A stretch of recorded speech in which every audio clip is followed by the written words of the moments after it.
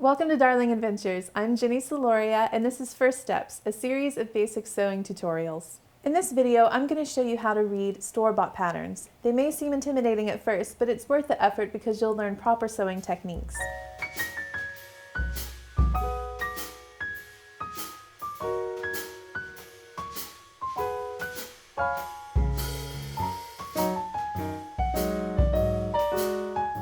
Alright, so the first part we're going to look at is the front of your envelope. This is going to show the variations of the project that you can make. On the back of the envelope, one of the first things you're going to notice is the list of fabrics that they suggest that you use. Be very careful when you're buying patterns and then determining what size you should make, because they're actually a lot smaller than store-bought clothing. So like a 10 in the store is going to be a couple inches bigger than a 10 from the pattern, and so nothing's worse than getting home and making a pattern and then being too small and you think you're an 8 and really according to these patterns you're a 10, and so that can be frustrating. So make sure you check this size chart that goes over the bust, the waist, and the hip and what sizes that corresponds to. Once you determine what size you need to make, then you're going to come down to the fabric chart and find out how much fabric you need to buy, depending on whether you found a 45-inch fabric that's super cute or a 60-inch fabric. You're going to look up the size of the dress, the version that you want to make, and you're going to look at the chart to see how much fabric to buy. Another feature on the back of the envelope is a sketch of the project. So here it's a dress, so we can see the front sketch and then the back sketch, and this is helpful, especially if you only see the front, so you're like, what does the back look like? Flip it over and you look at the sketch and there you go. And then finally on the back of the envelope, an important part is the list of notions. The notions are going to be anything other than fabric that you need to buy. It's going to tell you zippers, buttons, clasps of any sort, lining. All of that information is going to be listed in your notions section on the back of your envelope. Inside your envelope you will find tissue paper with all your pattern pieces on it, and then you'll also have your instruction pages. So the first thing you're going to want to do is open up your instructions, and the first thing they do is they list out the pattern piece numbers and which pieces you are going to need to make that particular version of the garment. So for dress and sash A and B, we need the front, the back, the pocket, the tie, and the sash. So knowing that, we would then come to the pattern pieces,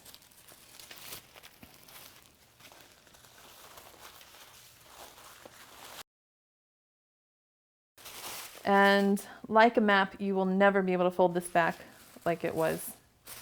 So we're going to find the different pattern pieces. Here's pattern piece number 3. It's the pocket. So we're going to cut that out and then continue on and cut all of the pieces we need. You'll see here on the sash, pattern piece number 5, that at one end we have different lines with the different sizes. So you're going to want to consistently cut the line for the size that you're trying to make. So it's one pattern piece will cover all 4 or 5 sizes. You'll just need to, trim where they suggest trimming. This is the front piece. So you'll see this is the neckline, the shoulder, and the armhole. So you'll see the patterned lines indicating the different sizes. So the smallest dash, that's going to be your size 16, and so on and so forth. One thing to notice is these little, every once in a while you're going to see triangles or double triangles. These are your notches.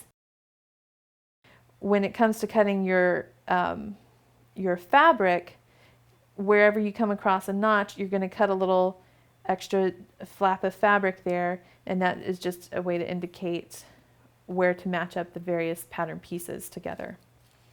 So the pattern pieces themselves have some important information. This is piece number 1. It's the front for both A and B, and they're telling you to cut from the fabric 2 of these, and from the lining you're going to cut 2 as well.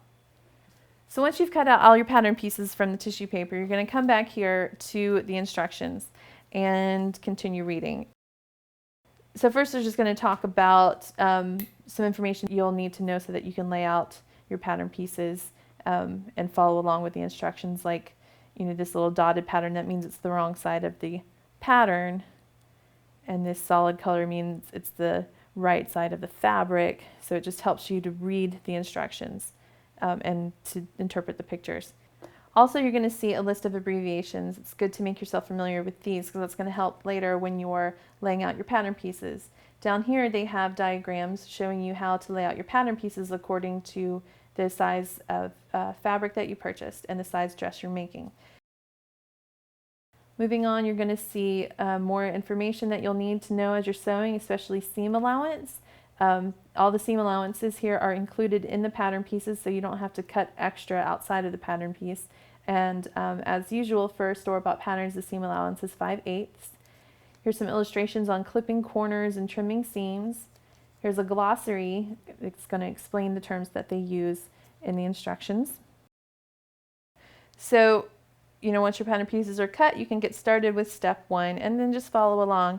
Be sure to choose, especially for your first time sewing with a sewing pattern from the store, be sure to choose something marked easy. Here we have very easy, very vogue. Is this easy? Yeah.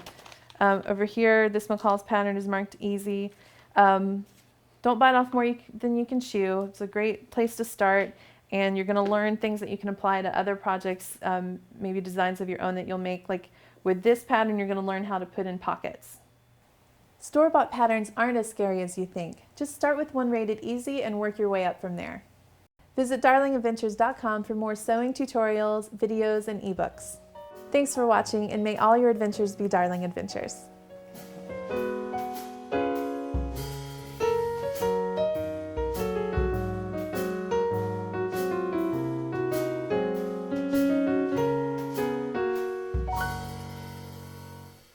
It's an adventure. It's a darling adventure. There you go.